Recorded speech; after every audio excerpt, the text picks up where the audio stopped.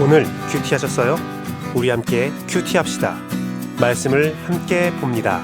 큐티한 남자.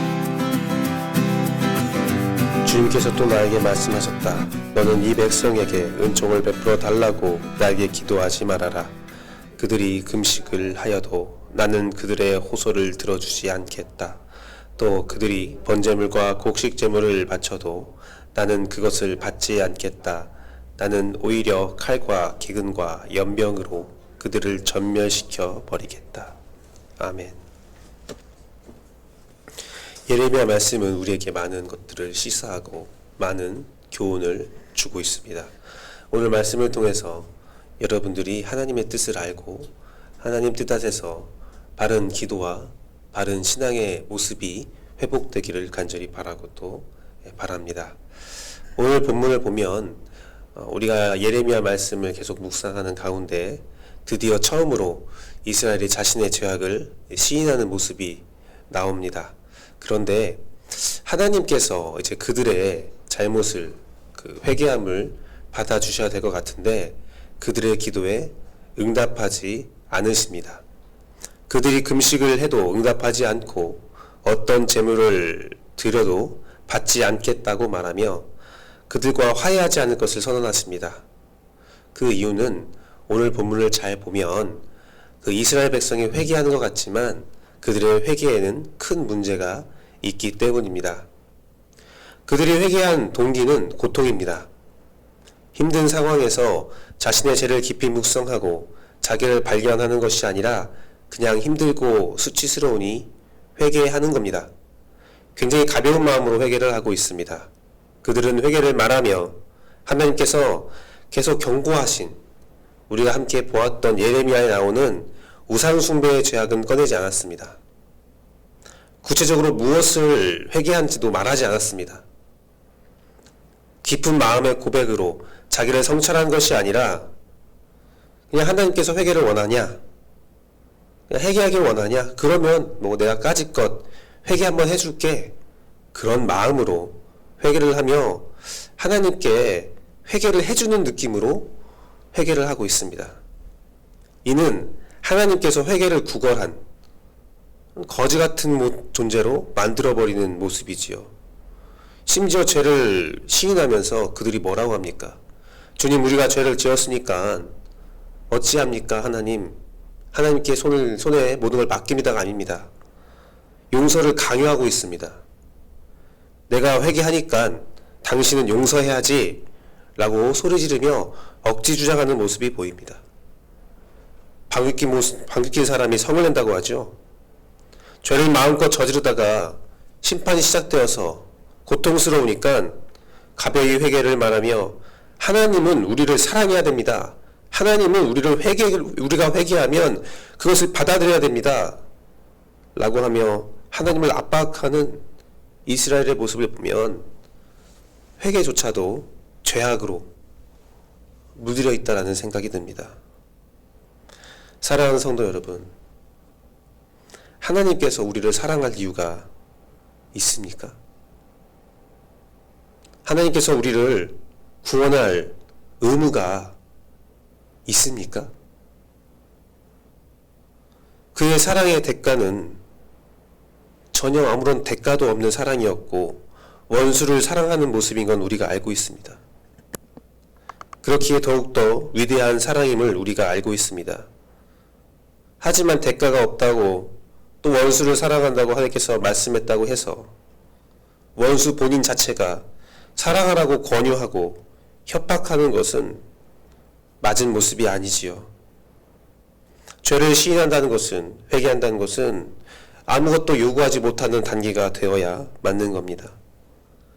법원에서 죄의 판결을 받을 때에 판사에게 이렇게 말할 수 있습니까?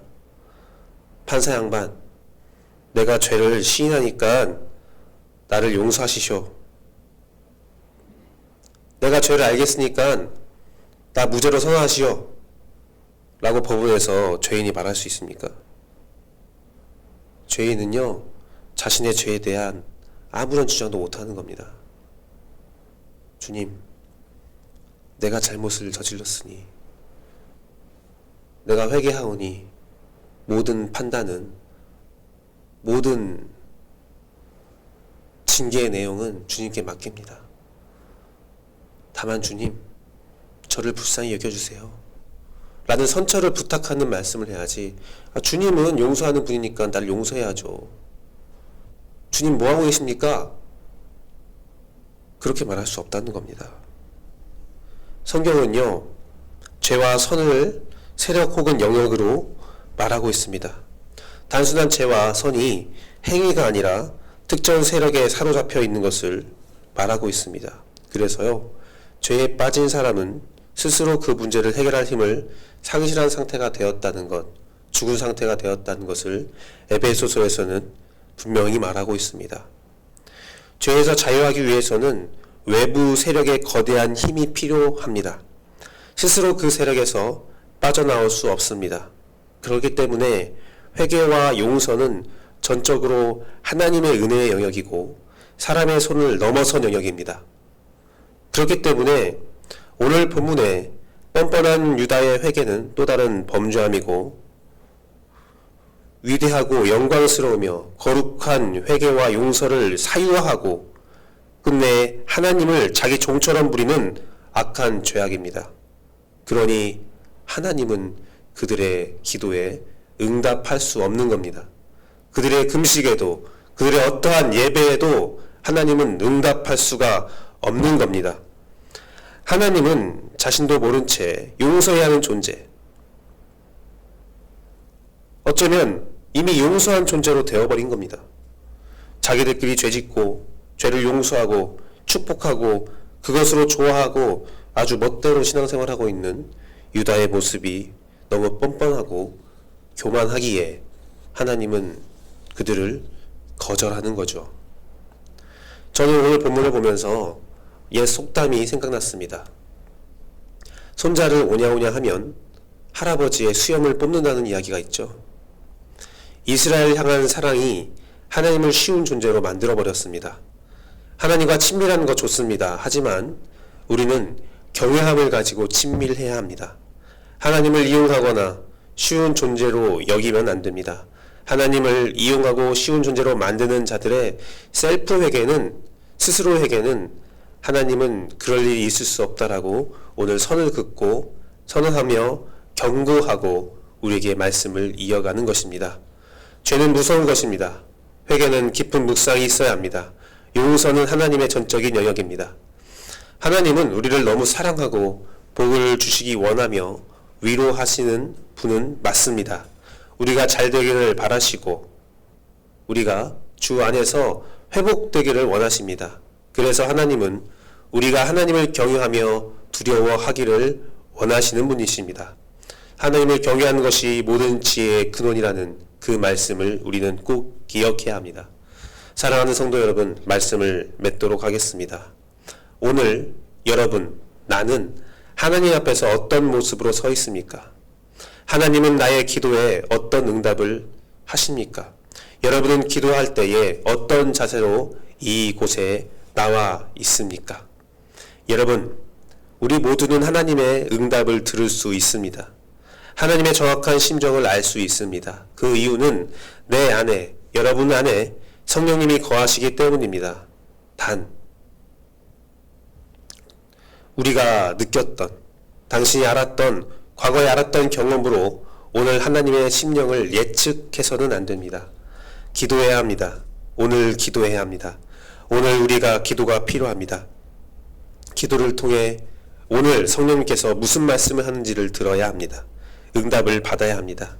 내 감정과 내 생각으로 하나님을 판단하는 것이 아니라 오늘도 살아 역사하시는 하나님께 오늘 그 응답을, 그 말씀을 받아들이시고 그 말씀에 순종하는 여러분이 되어야 합니다. 오늘 기도할 때 그 성령님께 응답을 듣고 그 하나님께 힘을 얻는, 위로 얻는 여러분 되길 소망합니다.